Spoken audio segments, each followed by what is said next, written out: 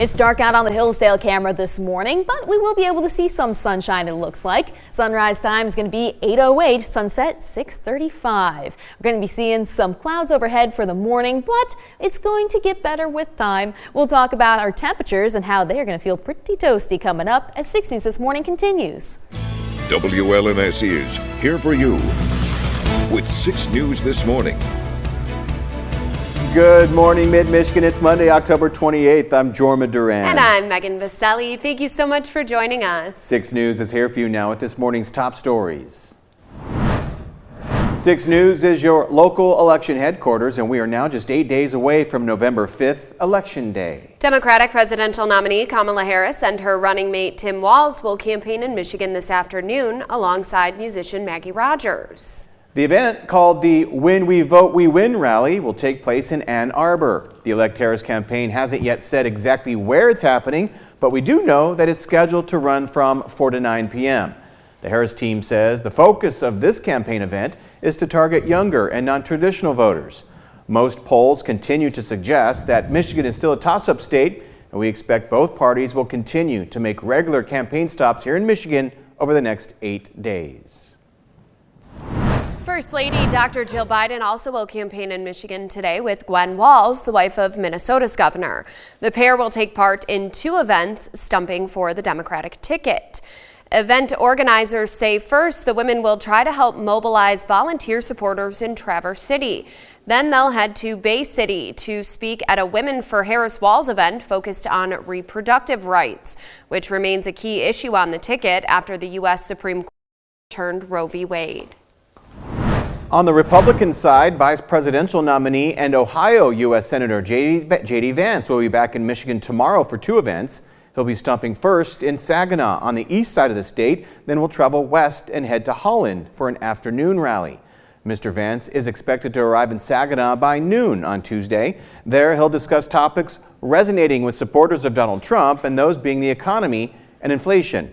Then Senator Vance travels west to Holland for an afternoon campaign stop scheduled for 3:30. In Holland, he's expected to encourage supporters to vote early instead of waiting for November 5th. As you know, 6 News is your local election headquarters. And this morning we continue our candidate profiles so you can get to know the people on your ballot this November.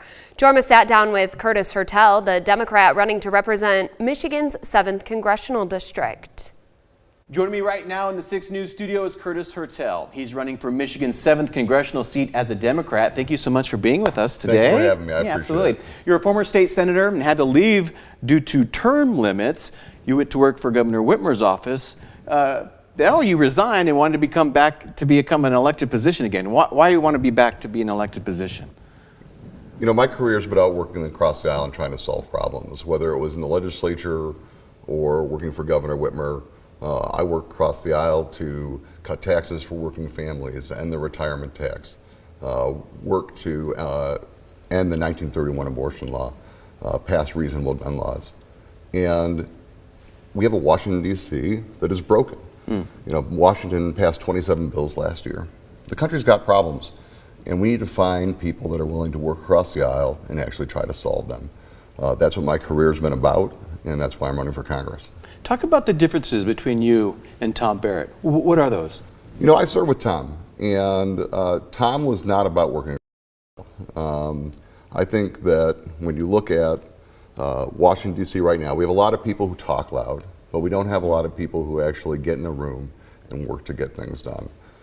So I'm proud of my record. Where we differ probably most is on reproductive rights. Tom says he's 100% pro-life with no exceptions.